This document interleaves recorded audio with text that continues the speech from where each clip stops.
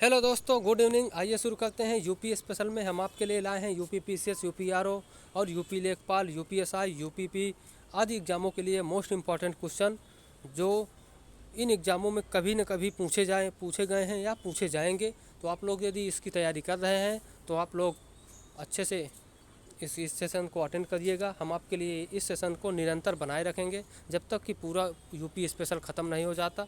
तो आइए शुरू करते हैं। उत्तर प्रदेश की जलवायु के बारे में देखते हैं। तो उत्तर प्रदेश की जो जलवायु है वो है उष्णकटिबंधीय एवं मानसूनी जलवायु।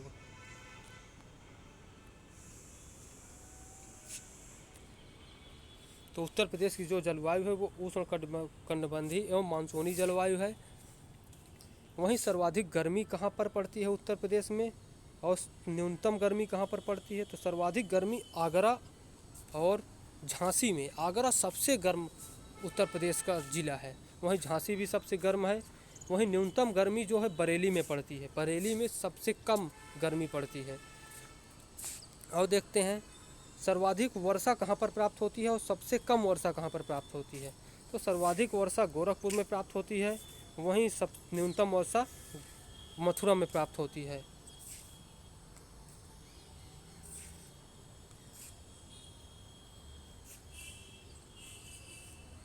वहीं भूगर्भिक संरचना के बारे में देखते हैं। गोंडवाना लैंड महाद्वीप का भाग है और उत्तर प्रदेश गोंडवाना लैंड महाद्वीप का भाग है।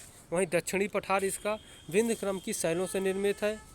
और देखते हैं सोनाकर पहाड़ी कहाँ पर है इसकी, वो है मिर्ज़ापुर व सोनभद्र में। तो आइए देखते हैं सोनाकर पहाड़ी जो कहाँ पर पाई जाती है उत्तर प्रदेश में। तो ये मिर्ज़ापुर और सोनभद्र में सोनाकर पहाड़ी पाई जाती है। वहीं कैमूर पहाड़ी कहाँ पर है, तो कैमूर पहाड़ी उत्तर प्रदेश में है। ये मिर्ज़ापुर सोनभद्र ये भी वहीं पर है। और ये मोस्ट इम्पॉर्टेंट भी है, कैमूर पहाड़ी कहाँ पर पाई जाती है। तो आइए देखते हैं प्रदेश में पूर्व से पश्चिम की ओर बढ़ने पर वर्षा की मात्रा कम होती है। ये भी एक फैक्ट ही है कि पूर्व से पश्चिम की ओर जाने पर वर्षा की मात्रा कम होती जाती है जैसे जैसे हम पूर्व से पश्चिम की ओर जाएंगे। वहीं सर्वाधिक पूर्वी मैदान के तराई भागों में सर्वाधिक वर्षा होती है, जो बिहारी क्षेत्र हैं, बिहार के आसपास अर्थात पूर्वी उत्तर प्रदेश में सबसे अधिक वर्षा होती है। अब देखते हैं शीत ऋतु। तापमान दक्षिण से उत्तर की ओर घटता जाता है शीत ऋतु में तापमान दक्षिण से उत्तर की ओर घटता जाता है, क्योंकि उत्तर भारत में कड़ाके की ठंड पड़ती है और हिमालय में बर्फ़ जमी होने के कारण वहाँ पर तापमान कम हो जाता है। उत्तरी पश्चिमी जिलों में सबसे कम तापमान पाया जाता है। और उत्तर प्रदेश की मिट्टी के बारे में देखते हैं। उत्तर प्रदेश की मिट्टी कौन कौन सी टाइप प्रकार की है। जलोढ़ मिट्टी, इसे खादर और बांगर के नाम से जानते हैं। जलोढ़ मिट्टी ये खादर और बांगर के नाम से जानी जाती है। खादर कौन सी है, तो ये नवीन जलोढ़ है। कछारी, दोमट, मटियार, सिल्ट, बलुआ मिट्टी के नाम से इसे जानते हैं। वहीं बांगर मिट्टी कौन सी है, तो बांगर मिट्टी है पुरानी जलोढ़, उपरहार मिट्टी, मटियार और बलुई दोमट मिट्टी के नाम से जानते हैं। तो ये मिट्टियाँ भी बहुत इम्पोर्टेंट हैं।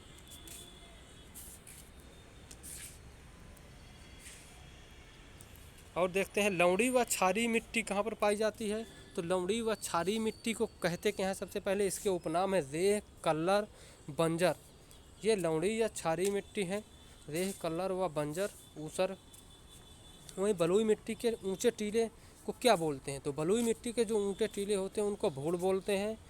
और काली मिट्टी को क्या बोलते हैं, तो रेगुल, करेल व या कपासी मैदा बोलते हैं, कपास मैदा, क्योंकि काली मिट्टी में सबसे ज़्यादा कपास पैदा होती है, इसलिए काली मिट्टी को कपासी मैदा भी बोलते हैं, रेगुल, करेल भी बोलते हैं। वहीं देखते हैं बुंदेलखंड का क्षेत्र कौन सी मिट्टी पाई जाती है, तो लाल मृदा पाई जाती है बुंदेलखंड में। और पड़वा और माड़ और राकर और भोंट, ये 4-5 प्रकार की मिट्टियाँ बुंदेलखंड में पाई जाती हैं। तो आप लोग इसको अच्छे से देखिएगा।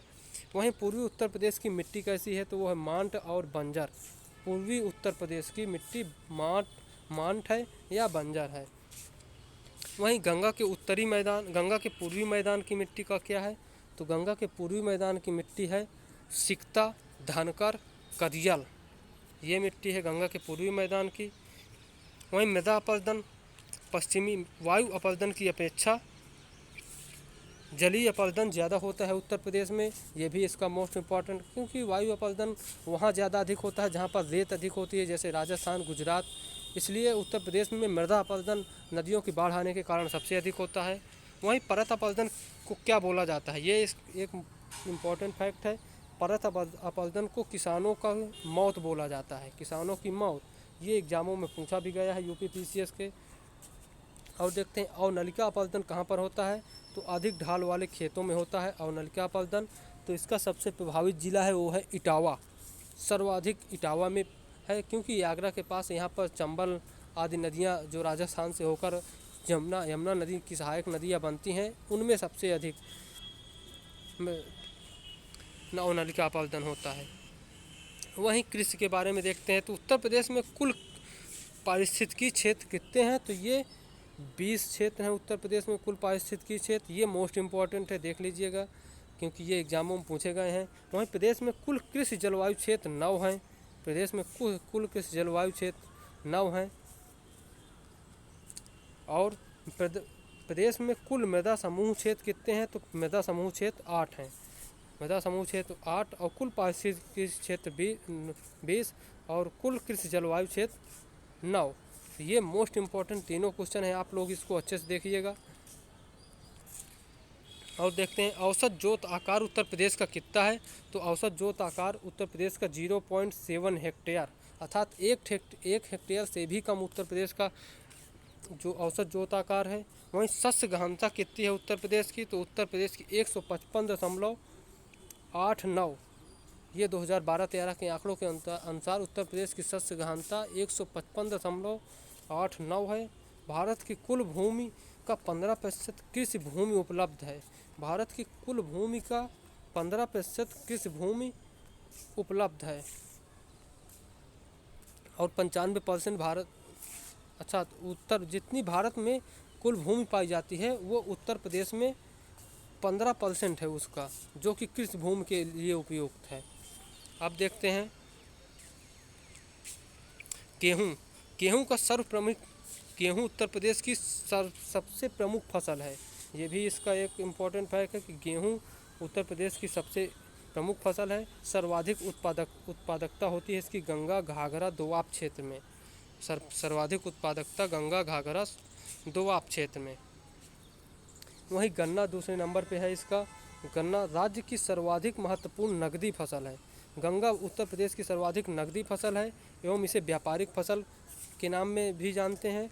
राज्य की सर्वाधिक सिंचित फसल भी है, उत्तर प्रदेश में जो गन्ना है वो सबसे अधिक सिंचित फसल भी है।